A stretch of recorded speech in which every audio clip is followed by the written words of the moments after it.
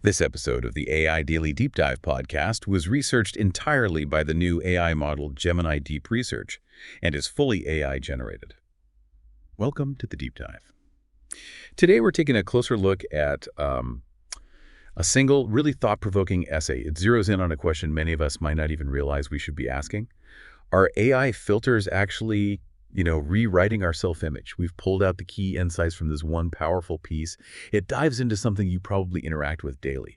Those digital touch-ups, they seem harmless enough, right? Our goal in this deep dive, to really get under the hood of this algorithmic beauty trend and understand the profound impact it's having on how we see ourselves and maybe how we see each other too. That's right. We're going to unpack not just the technical side, like how these filters actually work, but maybe more importantly, the documented psychological stuff, the societal effects.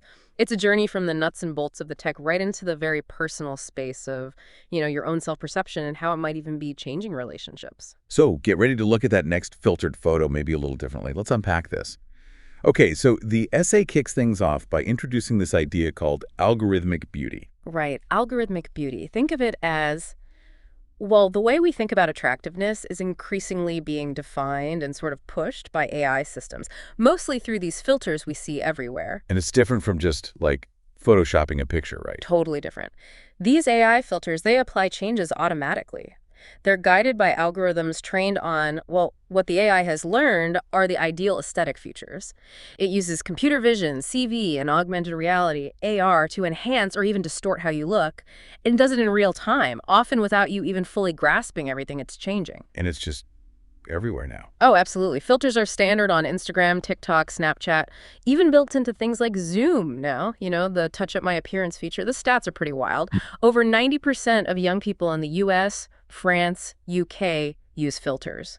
Meta says there are over 600 million interactions with their AR filters. Wow, so these altered images are basically becoming the norm. That's the point. They stop being the exception. And the essay's core argument really hinges on that.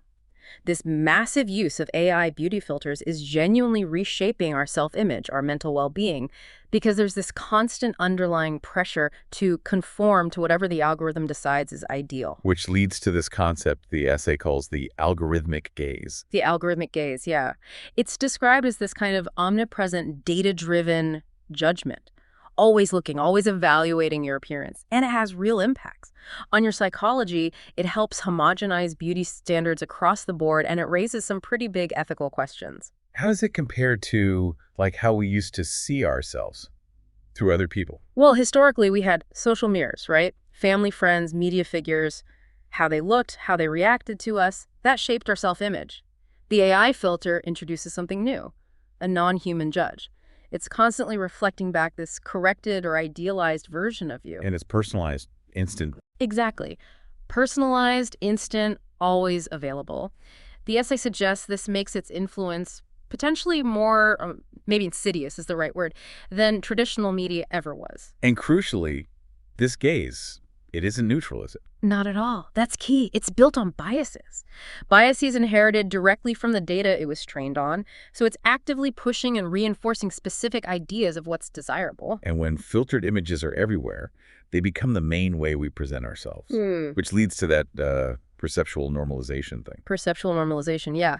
That's where your brain actually starts treating the digitally altered image as the baseline, as the real you. So your unedited reflection starts to feel wrong, right, or less natural. That sounds unsettling. It is. Constant exposure to this altered self can desensitize you to the manipulation, and maybe more worryingly, it can seriously increase dissatisfaction with your actual unfiltered appearance. The essay basically walks you through this whole process, the tech, the psych effects, society, what the companies know, and even what it means for the future of connection. Okay, let's get into the tech then. How does it actually do this, create that perfected image? It sounds incredibly complex. It is complex, but the essay breaks it down pretty well. It starts with computer vision, or CV. That's how the AI sees and understands an image. It finds your face, identifies it, and then maps out these super precise facial landmarks. Landmarks, like points on the face. Exactly. Key points around your eyes, mouth, nose, jawline. The essay mentions some tech, like Byte Plus, claims nearly 99.9% accuracy on this, really precise mapping. Okay, so that precision mapping is needed for the next step, which is augmented reality. You got it. AR takes those landmark maps and overlays digital stuff onto your face in real time. That's the smooth skin you see, the virtual makeup, maybe digital glasses or earrings. And as you move your head, the AR tracks those landmarks and adjusts the overlay on the fly. Making it look seamless. Yeah, seamless and realistic. That live blending is what makes the filter so compelling, so believable. And the brains behind it all is machine learning. You mentioned CNNs and JANs. Right. So, CNN's convolutional neural networks, they help the AI understand features and map your face effectively. They're trained on massive amounts of images, so they learn to recognize facial structures, expressions, and that guides where the filter should apply changes. And JANs. That sounds GANs, generative adversarial networks. Yeah, this is where things get, well, kind of wild. You basically have two AIs competing. One tries to create new image data, say, generate pixels for a slightly narrower nose. The other AI acts as a critic, trying to spot if the change is fake or real. They battle it out. Pretty much. Until the creator AI gets incredibly good at making synthetic changes that look totally real.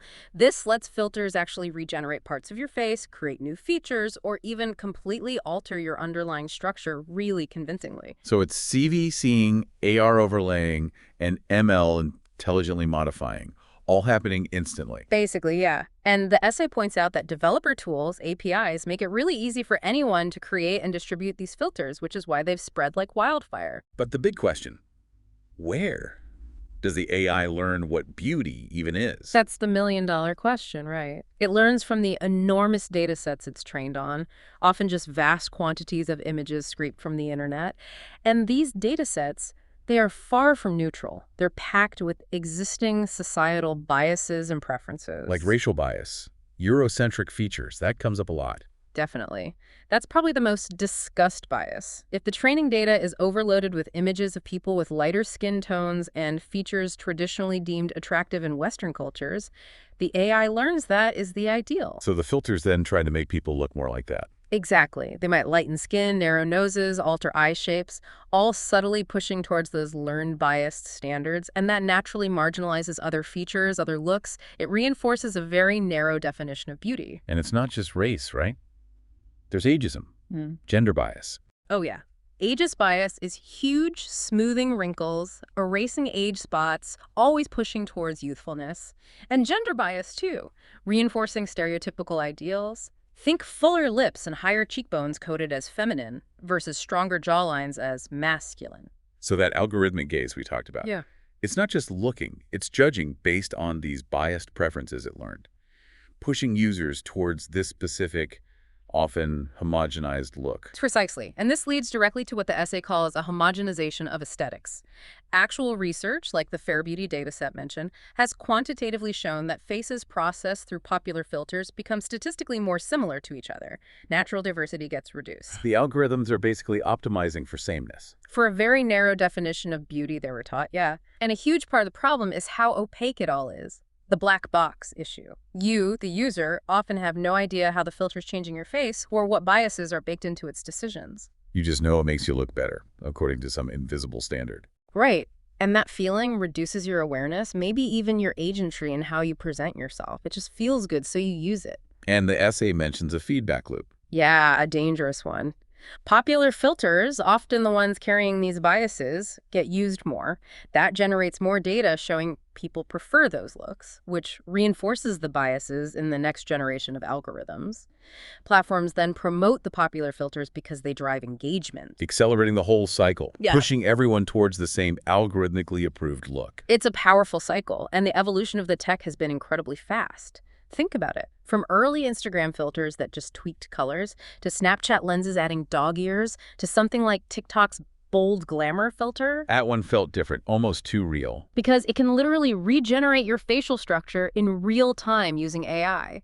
The realism is getting so advanced, it really blurs the line between what's authentic and what's artificial, and the automation makes achieving this kind of perfection completely effortless. No skills needed. The essay lists out the types of changes too, doesn't it? Yeah, it gives examples from the sorts: skin smoothing, facial sculpting, changing your nose, jawline, cheeks, eye alterations, size, shape, color, adding lashes, lip plumping, virtual makeup, even body reshaping, age alteration, teeth whitening, hair changes. It just shows how comprehensive these transformations can be now. Okay, so if the tech is creating these effortlessly persected images. What is that actually doing to us, to our minds, how we feel about ourselves? The essay says it's definitely not psychologically neutral. Not neutral at all. There's a growing body of evidence showing real detrimental effects, especially for younger people. Lab studies, for instance, have found that even a single session using slimming filters can significantly increase body dissatisfaction. Just using it once. Apparently so.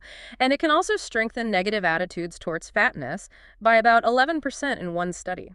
What's really interesting, though, is that altering your own image with a filter seems to hit harder psychologically than just seeing filtered images of others. And there's a link to self-esteem. It's a strong correlation. Frequent filter use is linked to decreased self-esteem. It makes sense, right? Constantly comparing your real face to this digitally perfected version, it can really erode your self-worth over time. The Doug Self-Esteem Project found some startling numbers. 80% of girls are using filters by age 13. 80% by 13. Yeah. Yeah. And 94% of young women feel pressure to meet these digital beauty standards. So this comparison isn't just about looking at models or celebrities anymore. No, and that's a key point the essay highlights. It talks about social self-comparison. You're not just comparing yourself to others online, you're comparing your real self to your filtered self. And some research suggests this internal comparison is actually more damaging. Why more damaging? Because it makes you prefer the filtered image, the artificial you, and feel worse about the real you. It creates this internal benchmark, this ideal that's completely artificial and, frankly, unattainable because it's digital. It's like a constantly moving goalpost for your self-worth. And this desire to look like the filtered self that's led to this Snapchat dysmorphia idea, or filter dysmorphia. Exactly. That's the term used when people start wanting cosmetic procedures specifically to look like their filtered selfies. There's been a noticeable shift. It used to be people bringing in photos of celebrities they wanted to look like. Now, They bring in their own filtered photos. increasingly, yes. Plastic surgeons report a significant rise in patients doing just that. One study cited found 62% of patients mentioned social media influencing their decision, and 57% explicitly wanted to look better in selfies. The filters can become a sort of gateway to seeking physical alterations. The essay also links filter use to more serious mental health issues, doesn't it? It does. Heavy filter use is associated with symptoms of body dysmorphic disorder, BDD. That's the condition where someone becomes obsessed with perceived flaws in their appearance. Slimming filters, in particular, seem capable of triggering those kinds of obsessive thoughts. And eating disorders. There's a correlation there, too, often driven by the same mechanisms. Social comparison, internalizing those thin or fit ideals pushed by filters, and self-objectification, starting to see your own body as an object to be perfected. Again, slimming filters seem particularly implicated in the research cited. What about things like anxiety and depression? Studies show a link there as well, often mediated through that body dissatisfaction and low self-esteem we talked about. Some reports even mention teens directly blaming platforms like Instagram for contributing to their anxiety and depression. This all feeds into something called the distorted mirror gazing hypothesis. Yeah, it's a useful concept from the essay. The idea is that constantly looking at these algorithmically improved versions of yourself is like staring into AI-curated distorted mirrors day after day. And that messes with you how? Effectively emotionally. You feel good, maybe even validated looking at the filtered self, but then feel negative, dissatisfied looking at your real self. It creates this cycle of seeking the filter fix and feeling worse afterwards. And perceptually, it causes that normalization we discussed.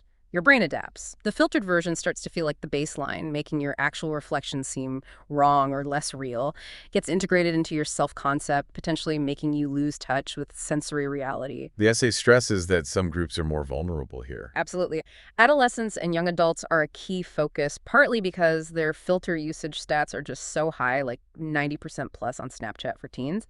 And the Dove stat, 80% of girls by 13. Girls seem particularly affected. Research suggests girls are often more susceptible to the negative mental health impacts.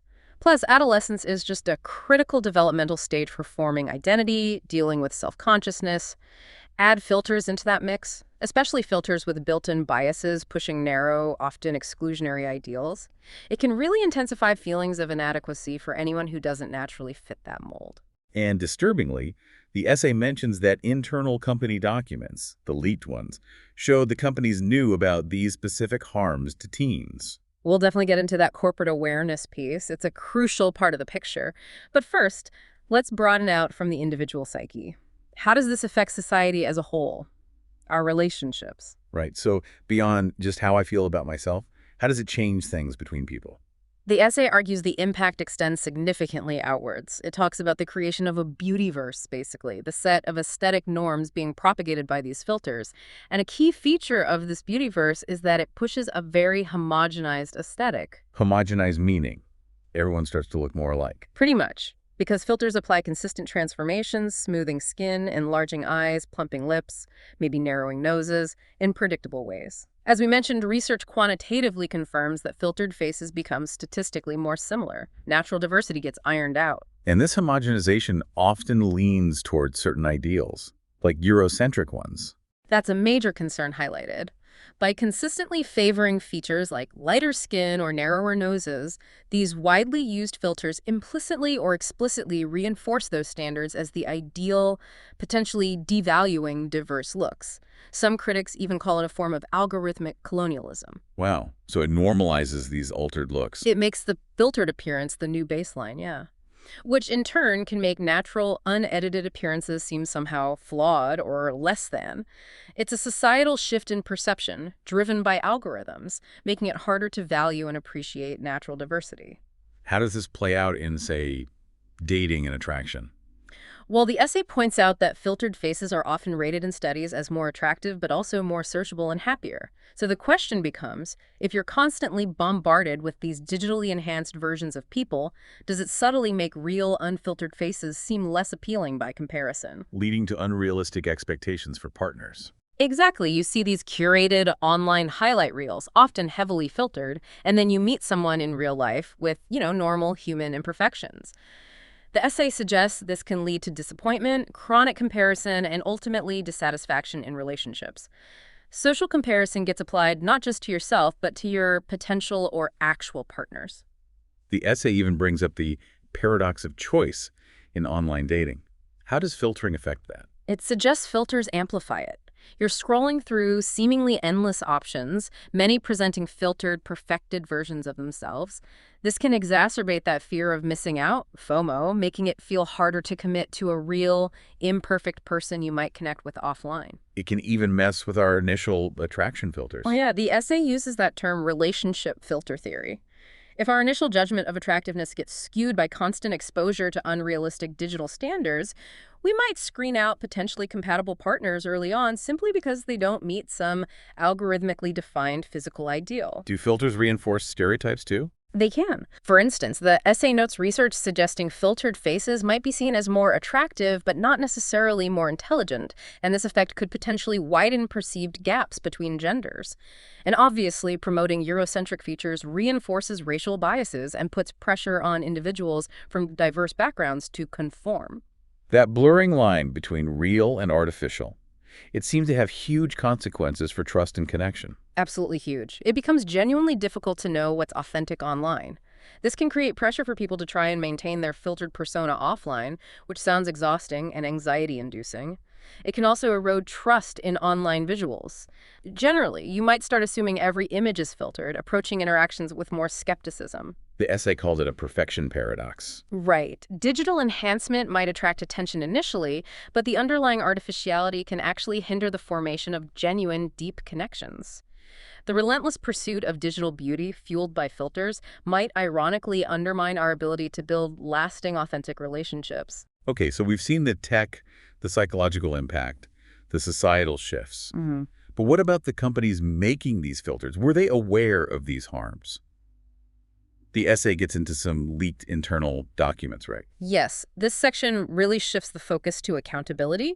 It draws on leaked information and lawsuits to suggest that companies like TikTok and Meta, Facebook, Instagram, weren't just unaware bystanders. They had internal knowledge about the negative psychological effects, especially on younger users. Let's start with TikTok. What did the leaks suggest they knew? According to the sources cited in the essay, leaked documents reportedly showed TikTok was aware that their beauty filters were particularly harmful to young girls. They knew filters contributed to body image issues, eating disorders, and potentially BDD. Did they try to do anything? The reports suggest there were internal discussions about providing resources, but effective action often lagged. They were also apparently aware of the platform's addictive nature and its link to anxiety. Some safety measures they did implement were seen internally more as PR moves than genuine harm reduction. And the algorithm itself. This is pretty damning if true. Reports allege they actually retooled their algorithm to specifically favor users deemed beautiful and show fewer posts from users considered not attractive, even while knowing the potential harm this could cause. They also reportedly knew that harmful content like self-harm or pro-eating disorder material was slipping through their moderation systems. And Meta. The Facebook files from Frances Haugen were pretty explosive. What did they reveal about Instagram? A lot. Meta's own internal research, according to the leaks cited, found that Instagram made body image issues worse for a significant number of teen girls. The essay uses the figure nearly a third. Their research linked Instagram use to increased anxiety and depression. And even suicidal thoughts. Yes, tragically. The leaks indicated some teens in the US and UK studies directly traced suicidal thoughts back to their Instagram use. Over 40% of teens who reported feeling unattractive said those feelings began or intensified on the app. Did they know about specific filter types being harmful? Apparently, yes. The leaks suggested Meta knew that certain plastic surgery camera filters were actively encouraging body dysmorphic disorder. Their own internal experts reportedly recommended a permanent ban on these filters, or at least age restrictions, citing the specific vulnerability of children, especially girls. But those recommendations weren't followed. According to the leaked information presented in the essay, no. They were allegedly vetoed by senior leadership, including Mark Zuckerberg himself. The reasons cited were things like continued user demand for the filters and insufficient data to justify removal, with limitations apparently being called paternalistic. So many enhancement filters, like basic skin smoothing, remained widely available. They also knew about algorithms leading users down negative paths. The leaks suggested they acknowledged their ranking algorithms could inadvertently draw users into negative spirals or feedback loops. They even identified a specific pro-eating disorder bubble on the platform that was reaching millions of users, including children. So the picture painted is a significant gap between what they knew internally about the harm, especially to kids, and what they were doing publicly. That's the core takeaway from this section of the essay, a discrepancy between internal knowledge of significant psychological harm and the public stance, or the actual product strategy. Decisions often seem driven by engagement metrics, by profit potential. The harm was known, according to these sources, but often deprioritized. And they failed to act on their own research until forced. It appears that way, based on the essay's account. Significant safety changes often didn't happen until external pressure mounted from whistleblowers like Haugen, from lawsuits, from media attention. The essay also notes that the source material points to active design choices, like algorithmically amplifying certain biased looks or creating filter bubbles that might have actually exacerbated the harm. An FTC report cited corroborates this tension, stating that business models based on data collection often conflict with user safety, especially for teens. Okay, so given these harms and this awareness, what's happening with regulation? It sounds like a tricky balancing act. It really is. There's definitely a push for regulation now, fueled by this growing awareness. But governments are wrestling with how to protect users, especially children, without infringing on freedom of expression or stifling innovation. What does the landscape look like? Any concrete laws yet? It's emerging, and it's patchy. In the UK, there's the Online Safety Act, 2023. It puts a duty of care on platforms to protect children from harmful content. Think self-harm, eating disorders. The implication is that this could cover filter harms if they're shown to be linked to those outcomes. Platforms also need to assess algorithmic risks. And the EU, they have the big AI Act, right? They do. The EU AI Act uses a risk-based approach. Crucially, it prohibits AI systems that exploit the vulnerabilities of children in ways that cause psychological harm, that could potentially apply to filters if the harm is proven. It also mandates transparency for AI-generated or manipulated content, think labeling for significantly altered images, and has special rules for AI systems children might access. What about the US? It sounds more fragmented there. That's generally true. It's more a mix of state-level actions and federal proposals right now. California passed an Age-Appropriate Design Code Act, KDACA, aiming to prioritize child safety by default in online services, but it's currently facing legal challenges. Federally, there's the proposed Kids Online Safety Act, KOSA, which would also create a duty of care for platforms to mitigate harms like anxiety, depression, eating disorders, and suicide risk, and require pixels for users to disable addictive features. Plus, various states are looking at AI legislation, often with a focus on child protection or deepfakes. Have the platforms tried to regulate themselves? They've made announcements, yes. TikTok talked about blocking under 18s from accessing certain filters. Meta said it was removing some third-party filters, promoting cosmetic surgery. But the essay questions the scope and effectiveness of these self-regulatory moves. Current labeling policies, for example, often have loopholes. Loopholes, like what? Like only requiring a label if a filter makes an image clearly unrealistic. That's pretty subjective, right? It means many standard beauty filters, the skin smoothing, the subtle reshaping, often go unlabeled. Which brings us back to that fundamental debate. Freedom of expression versus child protection. It's the core tension. On one hand, filters can be seen as a form of creative expression, a way to play with identity, especially for adults. In places like the US with strong First Amendment protections, restrictions need to be narrowly tailored to serve a compelling interest. There are real concerns about overreach, censorship, stifling creativity. But on the other hand, you have the undeniable vulnerability of children and teenagers, the documented links between filter use and serious mental health harms, and the widely accepted principle of acting in the best interests of the child. From this perspective, things like age restrictions or blocking certain types of filters for minors aren't censorship, they're necessary safeguards. It sounds incredibly hard to legislate. It is. How do you legally define harmful in this context? Or appearance altering?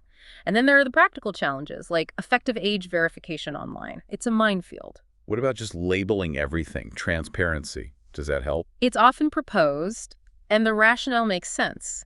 Give users context, help them judge images critically, maybe mitigate some of the negative comparison effects. But the essay points out the debate around its actual effectiveness. It doesn't always work. Studies cited suggest that just knowing an image is altered doesn't always stop you from aspiring to look like it. Sometimes it can even backfire, the boomerang effect. Seeing a labeled perfected image might increase a teen's desire to achieve that look while decreasing their self-esteem because they know they can't naturally. Plus, we might just get used to seeing labels everywhere. Exactly, label fatigue. And since current policies often exempt the most common filters anyway, disclosure alone seems unlikely to be the silver bullet. The essay suggests we need more things, like changes to platform design, better media literacy education alongside any labeling or regulation. And overarching all this are the global challenges. Huge international platforms versus national or regional laws create an inconsistent patchwork. There's a risk platforms only implement strong protections where they're legally forced to. International cooperation might be needed, but that's always difficult. Okay, so looking ahead, the essay poses this really profound question about the future of human connection. It asks about real love in an AI-filtered world. What's the thinking there? It's looking at how this constant exposure to filtered, perfected images might fundamentally reshape not just how we see ourselves, but how we see potential partners and what we expect from relationships. Those unrealistic expectations again. Right. If your baseline for attractive is constantly being set by flawlessly filtered images and curated online personas, it can lead to disappointment when faced with real human beings. It fuels that constant comparison, potentially leading to relationship dissatisfaction before things even get started. And it makes the paradox of choice worse. All those filtered options online, making it harder to commit to someone real. That's the idea presented. It might skew our initial attraction filters towards impossible digital standards, causing us to overlook people we might actually be very compatible with. But the essay then connects this to another emerging trend, the rise of AI companions. You mean like chatbots designed for friendship or even romance? Exactly. Apps and platforms like Replica, Kindroid, Nomi, digital entities offering emotional support, companionship. They're customizable, always available, endlessly patient, completely non-judgmental. They offer interaction tailored specifically to the user. Why are people turning to them? The essay suggests various reasons: loneliness, curiosity, but also sometimes a desire to avoid the complexities, anxieties, or potential traumas of real human relationships. AI companions can feel safer. Okay, I see the connection now. The essay asks if dissatisfaction with real human appearances fueled by filters could push people towards these idealized AI companions. That's the provocative question it raises. AI companions can embody not just perfect looks, if they have an avatar, but also a perfectly agreeable, customized personality. Could they become preferable for some? Experts cited are reportedly divided on whether this will be a major societal shift. What are the concerns if that happens? Big concerns. Increased social isolation, obviously. An erosion of the skills needed for navigating complex human connections, negotiation, empathy, dealing with conflict. The convenience is alluring, but the essay emphasizes it's not genuine connection. And notice the parallel. It's the same tech, the same desires driving both. Pretty much. The desire for perfection, for customization, for avoiding flaws and difficulties. It fuels the demand for beauty filters and the appeal of AI partners. The essay frames it as part of a broader trend, seeking algorithmically curated realities, whether it's our appearance or our connections. Which opens up a whole new can of ethical worms about human-AI relationships. Definitely. Authenticity is a huge one. AI mimics emotion, doesn't feel. Are these just false connections, sophisticated simulations? Then there's the risk of unhealthy emotional dependency, even manipulation. These AIs are designed to be agreeable, which could hinder personal growth or even reinforce harmful ideas without challenge. Privacy must be a massive issue, too. Huge. You're sharing incredibly intimate thoughts and feelings with a system designed to collect data. The potential for misuse is significant, and the impact on human relationships is a major worry. If you get used to avoiding conflict and compromise with an ever-agreeable AI, does that make you less capable of the hard work needed for deep, real-world relationships? Could treating AI companions like objects subtly bleed into how you treat people? The essay calls this the intimacy paradox. Yes. AI offers this illusion of perfect, risk-free intimacy. It's incredibly alluring. But that very perfection undermines the skills, resilience, empathy, compromise needed for truly fulfilling human relationships. So by seeking the safer, perfect AI option, people might actually become less equipped for, or perhaps less willing to engage in, the messy, imperfect, but ultimately more rewarding connections with other humans. The essay points to this blurring of lines, the normalization of these kinds of parasocial bonds, and the potential for society to become more atomized as a result. Wow. Okay, so let's try to pull this all together. What does it really boil down to? We've gone from the nitty-gritty of algorithms reshaping faces to, the potential reshaping of our minds, our society, maybe even how we connect and love. The revelations about what companies knew add a really sobering layer. And the regulations trying to catch up just show how complex this all is. Exactly. I mean, it's clear those lines between your authentic self and this algorithmically perfected self are getting blurrier, almost dissolving maybe. And that could impact everything, couldn't it? From your own individual self-worth right through to the basic dynamics of human relationships. It even hints at this future where AI offers a kind of tailored, perfect, but maybe empty connection. It really makes you think about that authenticity deficit the essay mentioned. Is it even possible, to build a conscious relationship with these tools, maybe a critical one, to somehow hold on to valuing imperfection, valuing diversity when there's this constant algorithmic push towards everyone looking the same, fitting the mold? That really raises a crucial question, I think, for you listening. As AI keeps getting better at curating and shaping what we see, how we see ourselves, and potentially even who we form bonds with, how do we actively ensure it serves to enhance genuine human well-being, genuine connection, rather than diminish it? How do we keep the human in the loop in the right way? That is definitely something to mull over. Thanks for joining us on this deep dive.